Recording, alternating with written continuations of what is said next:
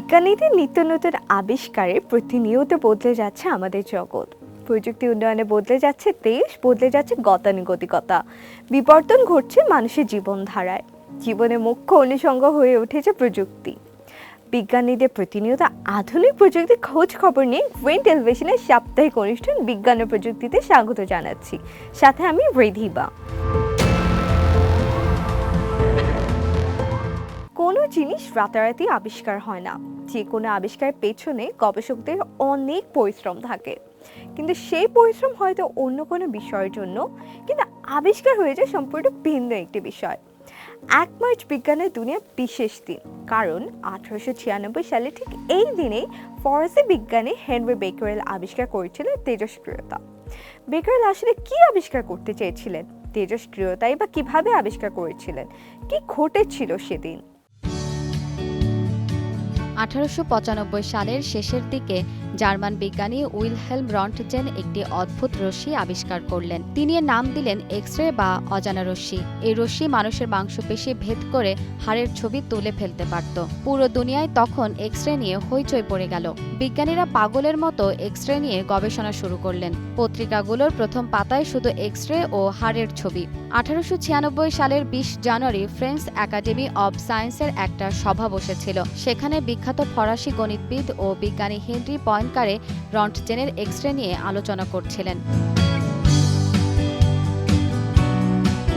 ওই সভার দর্শক সারিতে বসেছিলেন 43 বছর বয়সী এক ফরাসি বিজ্ঞানী, নাম হেনরি বেকেরেল।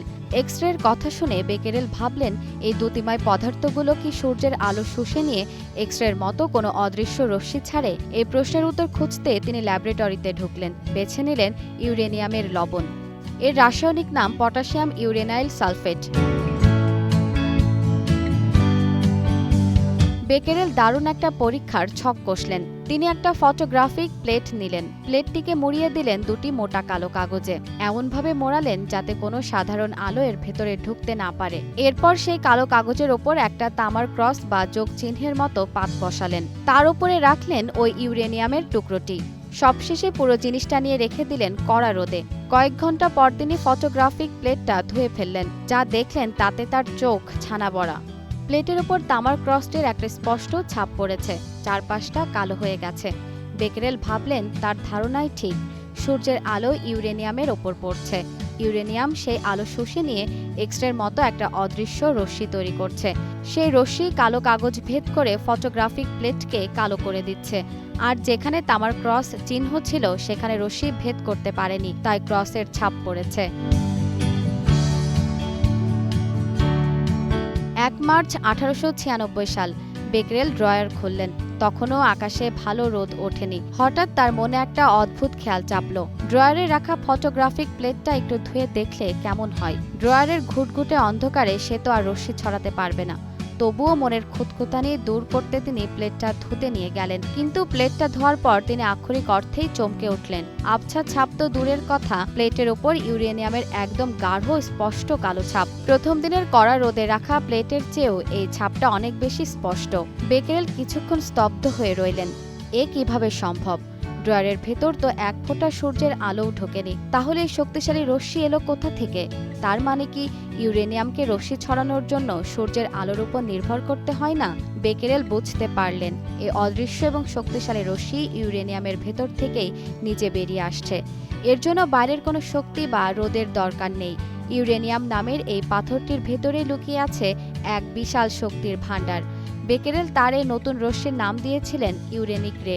তিনি বুঝতে পেরেছিলেন এটি এক্স-রের চেয়েও ভিন্ন এবং অদ্ভুত কিছু। বেকেরেলের এই আবিষ্কারের কথা শুনে আরেক তরুণ বিজ্ঞানী গবেষণায় নেমে পড়েন। মেরি কুরি এবং তার স্বামী পিয়ের কুরি মিলে আরও অনেক গবেষণা করেন।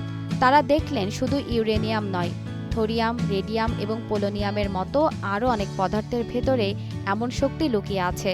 মেরি কুরি প্রথম এই নিজে থেকে রশ্মি ছড়ানোর ঘটনার নাম দেন রেডিও অ্যাক্টিভিটি। সেটিকে আজ আমরা বাংলায় বলছি তেজস্ক্রিয়তা। এই যুগান্তকারী আবিষ্কারের জন্য 1903 সালে হেনরি বেকেরেল এবং কুরি দম্পতি একসঙ্গে পদার্থবিজ্ঞানে নোবেল পুরস্কার পান। এই তেজস্ক্রিয়তা থেকেই মানুষ পরমাণুর ভেতরের গঠন জানতে পেরেছে।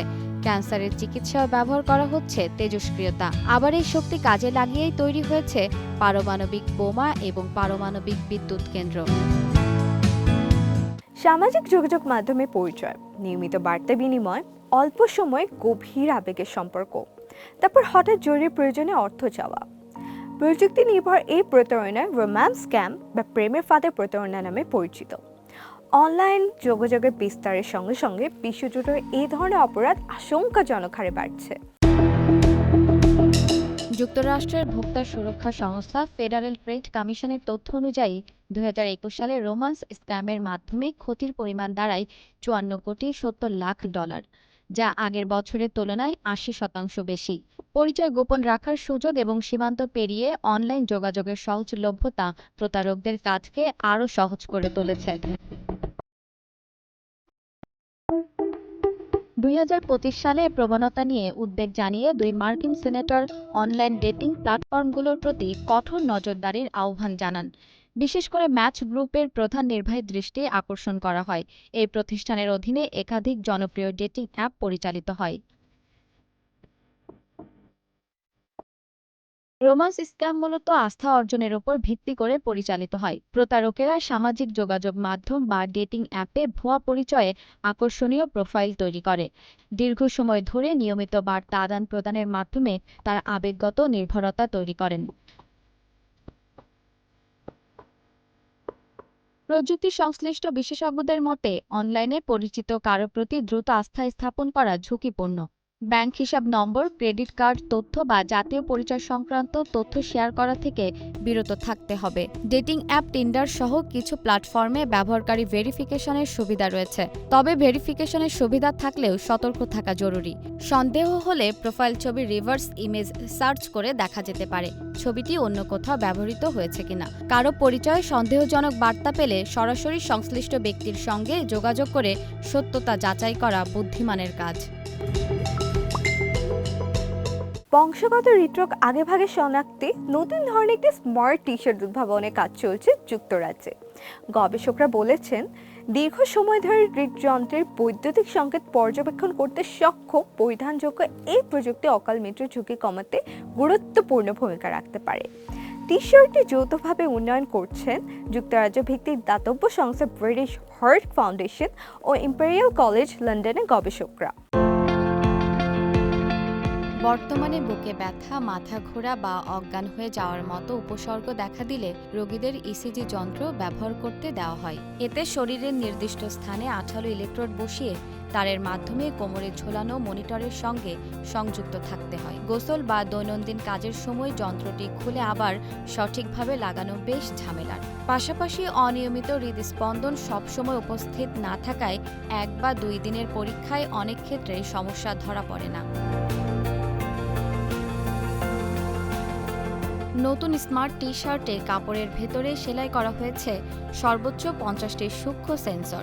আলাদা করে ইলেকট্রোড বসানোর প্রয়োজন নেই। সাধারণ পোশাকের মতো এটি পরে থাকা যাবে। টানা 1 সপ্তাহ পর্যন্ত এটি ব্যবহার করা সম্ভব হবে। ফলে দীর্ঘ সময় ধরে হৃদযন্ত্রের কার্যক্রম পর্যবেক্ষণ করে অনিয়মিত ছন্দ শনাক্তের সম্ভাবনা বাড়বে। টি শার্টে সংগৃহীত তথ্য স্বয়ংক্রিয়ভাবে একটি কম্পিউটার ব্যবস্থায় পাঠানো হবে। সেখানে বিশেষভাবে তৈরি কৃত্রিম বুদ্ধিমত্তা ভিত্তিক সফটওয়্যার তথ্য বিশ্লেষণ করে কোনো অস্বাভাবিকতা শনাক্ত করলে চিকিৎসককে সতর্ক বার্তা পাঠাবে। যুক্তরাজ্যে প্রায় 3,40,000 মানুষ বংশগত হৃদরোগে আক্রান্ত। এসব রোগে বিপজ্জনক হৃদছন্দের ঝুঁকি থাকে, যা হঠাৎ মৃত্যুর কারণ হতে পারে। সময় মতো শনাক্ত করা গেলে জীবন রক্ষাকারী চিকিৎসা দেওয়া সম্ভব এবং হঠাৎ মৃত্যুর ঝুঁকি কমানো যায়। স্পোর্টস পোশাকের আদলে তৈরি টি শার্টটি দৈনন্দিন পোশাকের নিচে পরে ঘুম, কাজ কিংবা চলাফেরার সময়ও ব্যবহার করা যাবে। কাপড়ের ভেতরে সংযুক্ত সূক্ষ্ম তার ও সেন্সরের মাধ্যমে হৃদযন্ত্রের বৈদ্যুতিক সংকেত ধারাবাহিকভাবে রেকর্ড হবে। গবেষকেরা আশা করছেন, প্রয়োজনীয় পরীক্ষা নিরীক্ষা শেষে আগামী 5 বছরের মধ্যে প্রযুক্তিটি চিকিৎসকদের ব্যবহারের জন্য উন্মুক্ত করা যাবে। হুট করে একদিন দেখলেন গুগল থেকে একটা নোটিফিকেশন এসেছে, আপনার স্টোরেজ প্রায় শেষ, নতুন ইমেল রিসিভ করতে সমস্যা হতে পারে, তখন কি করবেন? গুগল অ্যাকাউন্ট খুললে আমরা বিনামূল্যে 15 GB ক্লাউড স্টোরেজ পাই।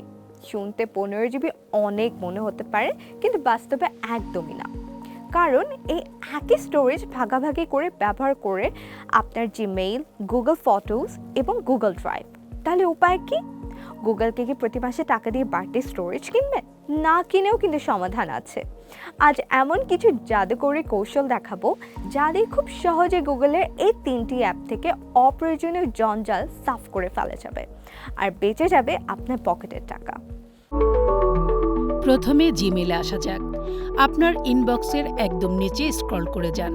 সেখানে দেখতে পাবেন জিমেইল ঠিক কতটা জায়গা দখল করে আছে।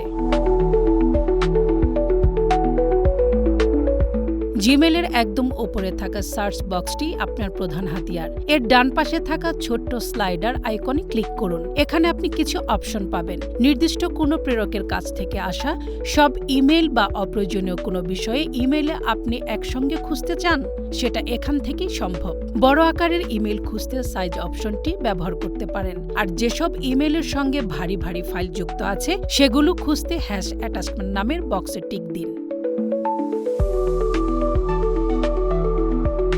একবার সার্চ রেজাল্ট চলে এলে কি করবেন? কোনো একটা ওয়েবসাইট থেকে আসা সব অপ্রয়োজনীয় নিউজলেটার একসঙ্গে ডিলিট করতে চান? তখন বাঁদিকের উপরে কোনায় থাকা বক্সে ক্লিক করুন। এরপর উপর থেকে সিলেক্ট অল নির্বাচন করুন। এরপর ট্যাশক্যান বা ডাস্টবিন আইকনকে ক্লিক করে সব এক ক্লিকেই বিদায় করুন। আপনি চাইলে পুরনো ইমেলগুলো খুঁজে বের করতে পারেন। বাঁদিক থেকে অল মেল অপশনে গিয়ে পুরনো ইমেলের দিকে এগুতে থাকুন।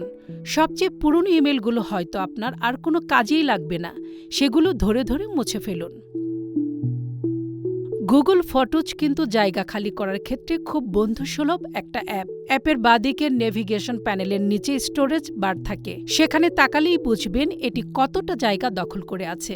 এই অ্যাপটি নিজেই আপনাকে জায়গা খালি করার কিছু দারুণ বুদ্ধি দেবে। আপনি হয়তো large photo and videos, screenshot, blurry photo বা আনসাপোর্টেড ভিডিও নামে কিছু অপশন দেখতে পাবেন। এগুলোতে ক্লিক করলেই অপ্রয়োজনীয় ছবি ও ভিডিওগুলো অনায়াসে ডিলিট করে দিতে পারেন।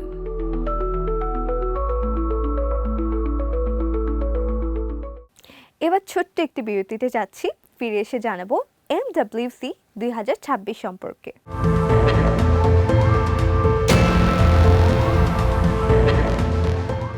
বিরতির পর আবারও ফিরে এলাম বিজ্ঞান ও প্রযুক্তিতে। দর্শক, বিশ্বের শীর্ষস্থানে নিউ এনার্জি ভেহিকেল NEV প্রস্তুতকারক প্রতিষ্ঠান BYD এইতে নিয়ে আসছে তাদের সর্বাধুনিক DMI super plug in hybrid প্রযুক্তি BYD Sealand 5। 28 ফেব্রুয়ারি রাজধানী ইন্টারন্যাশনাল কনভেনশন সিটি বসুন্ধরাতে আয়োজিত এক জমকালো অনুষ্ঠানের মধ্য দিয়ে এই SUV মডেলটির আনুষ্ঠানিক উন্মোচন সম্পন্ন হয়।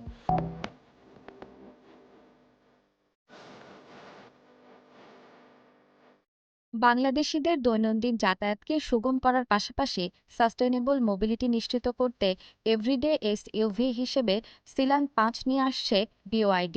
উদ্বোধনী আয়োজনে অতিথি হিসেবে উপস্থিত ছিলেন BYD Bangladesh national distributor CG runner Bangladesh লিমিটেডের চেয়ারম্যান হাফিজুর রহমান খান ও CG রানার বাংলাদেশ লিমিটেডের ম্যানেজিং ডিরেক্টর আমির সাকিব খান। এছাড়া অনুষ্ঠানে উপস্থিত ছিলেন BYDর সম্মানিত ক্রেতাবৃন্দ, গণমাধ্যম প্রতিনিধি, কর্পোরেট স্টেক হোল্ডার ও অটোমোবাইল প্রেমীরা।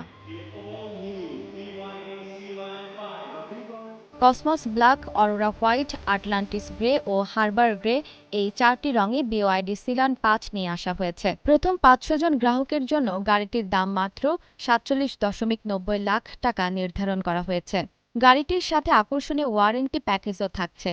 ট্রাকশন ব্যাটারির ক্ষেত্রে 8 বছর বা 1,60,000 কিলোমিটার পর্যন্ত ওয়ারেন্টি, মোটরে 8 বছর বা 1,50,000 কিলোমিটার পর্যন্ত ওয়ারেন্টি এবং পুরো গাড়ির ক্ষেত্রে 6 বছর বা 1,50,000 কিলোমিটার পর্যন্ত ওয়ারেন্টি।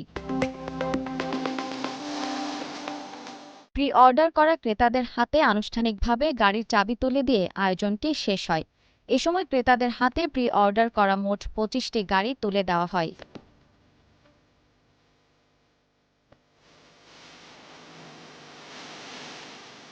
সিলান 5-এর এই আনুষ্ঠানিক উন্মোচনের মাধ্যমে বিওআইডি বাংলাদেশ এনইভি পোর্টফোলিওতে আরও সমৃদ্ধ হতে থাকবে। পাশাপাশি এর মাধ্যমে প্রতিষ্ঠানটি সারা দেশে অ্যাডভান্সড ও সাস্টেইনেবল মোবিলিটি সলিউশনকে সাধারণ মানুষের নাগালে পৌঁছে দেওয়ার প্রতিশ্রুতি পুনর্ব্যক্ত করল। মোবাইল ফোন প্রযুক্তি নিয়ে বিশ্বের সবচেয়ে বড় আয়োজন মোবাইল ওয়ার্ল্ড কংগ্রেস MWC 2026-এ অগমেন্টেড হিউম্যান ইন্টেলিজেন্স AHI কেন্দ্রিক নিজেদের নতুন পরিকল্পনা তুলে ধরেছে AI device ecosystem company Honor. একই সঙ্গে আলফা ফোন, আলফা স্টোর ও আলফা ল্যাব এই 3 ভিত্তির উপর গড়ে ওঠা অনার আলফা প্ল্যানের অগ্রগতি উপস্থাপন করে প্রতিষ্ঠানটি।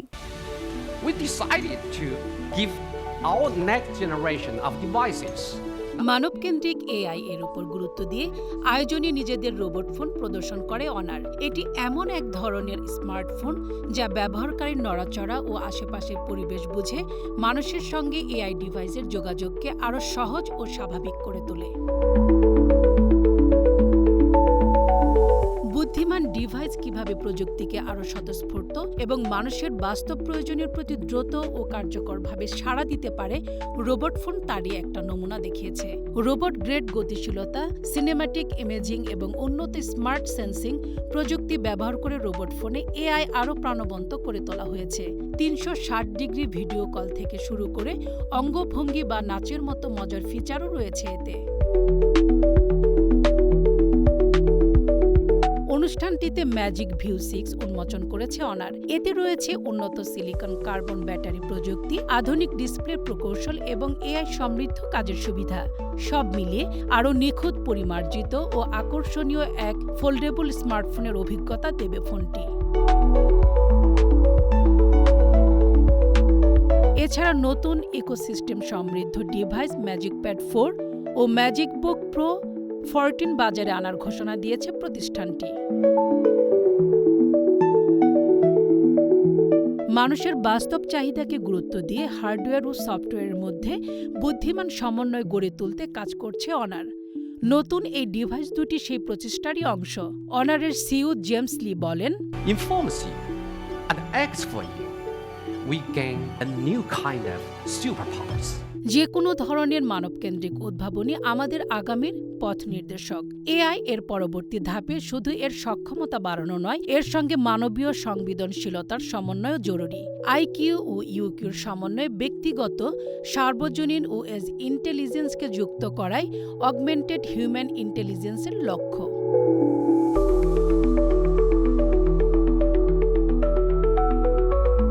একসময় ব্যাপক জনপ্রিয়তা পেলেও ধীরে ধীরে স্মার্টফোন বাজারে পিছিয়ে পড়ে HTC ব্র্যান্ডের স্মার্টফোন। এবার দীর্ঘ বিরতির পর দেশে তৈরি নতুন মডেলের স্মার্টফোন উন্মুক্ত করার মাধ্যমে বাংলাদেশে আবার বিক্রি কার্যক্রম শুরু করেছে HTC। অ্যান্ড্রয়েড 16 অপারেটিং সিস্টেমে চলা ওয়াইল্ডফায়ার E7 লাইফ মডেলের ফোনটির দাম ধরা হয়েছে 12,999 টাকা। 6.74 ইঞ্চি HD+ পর্দার ফোনটিতে রয়েছে Unisoc tiger T615 octacore processor. Water drop ও ইনসেল প্রযুক্তি নির্ভর ফোনটির পর্দায় রিফ্রেশ রেট 120 হার্টজ এবং উজ্জ্বলতা 480 নিটস। ফোনটিতে সহজেই ভালো মানের ছবি ও ভিডিও দেখা যায়। 6 গিগাবাইট র্যাম ও 128 গিগাবাইট ধারণ ক্ষমতাও রয়েছে ফোনটিতে।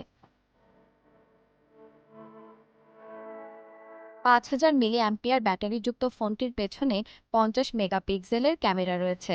সেলফি তোলার জন্য রয়েছে 8 মেগাপিক্সেলের ক্যামেরা, ফলে কম আলোতে ভালো মানের ছবি তোলা যায়।